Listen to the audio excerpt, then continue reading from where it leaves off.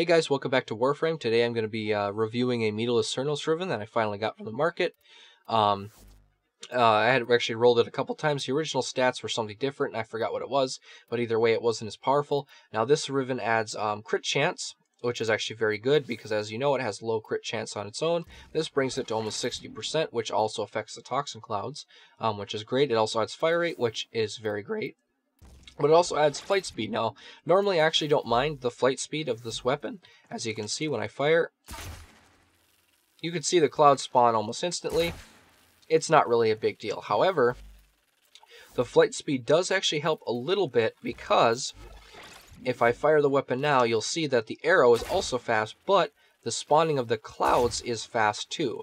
They almost instantly hit after the arrow hits. So, which means, combined with this fire rate, I can quickly stack these clouds, which will slowly, or actually quickly, remove the enemy armor.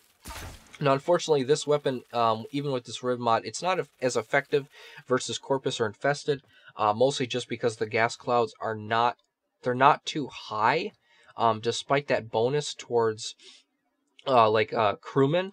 And then Infested, especially because the Toxic Ancients will actually eliminate that Toxin proc entirely. So it's slightly less effective, but it is still effective in general, just because of that Toxin procking. But it's most effective versus Grineer. So I'm going to show 3 quick tests against a level 150 Napalm, which has incredibly high armor and incredibly high health. And then afterwards, I'm going to cut to basically a non-voice clip. So what I usually do, showing the Riven against probably a Napalm and a Heavy Gunner, and then a MOA and a KhorCS tech, just so I can show you the weapon at its full potential. But right now I'm just going to talk about it, because this is my favorite bow after all, and I'm really enjoying this weapon.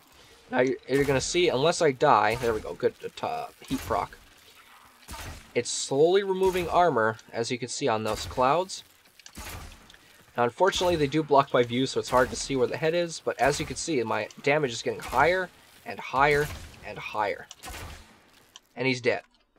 And I don't even think I got a headshot in any of those cases, so that was pretty good. Now, I'm going to show you, basically, with the enemy's AI turned off, just so I have an advantage. So I can shoot the head directly, and then you can see the power. And then I'm going to turn on my accelerant, and then you can see how much powerful this becomes, because obviously this has heat, so this is good for Ember. Just going to aim directly at the head if I can. I probably will miss it, because like I said, it's hard to see them. Every single shot does more and more damage, and right there you just saw a 32,000 damage number, which is pretty good, because this bow is generally considered poor. And I suppose it kind of is. And I might as well show the actual stats of my Ember. It is 187% strength build, which means my heat damage will be multiplied by 4.68, which is like 450% or so. So, and there is a decent amount of heat on this weapon. So I'm actually going to proc it with accelerant first. And I'm going to do the same thing I did before. I'm going to see how quickly it'll kill them.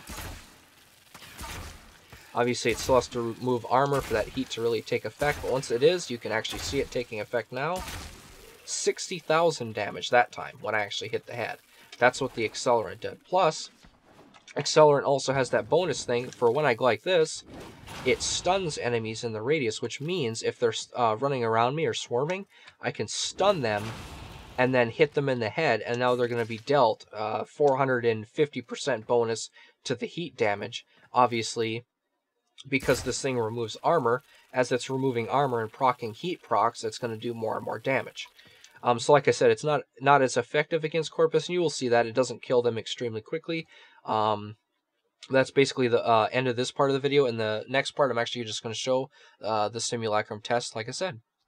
So yeah, thanks for watching.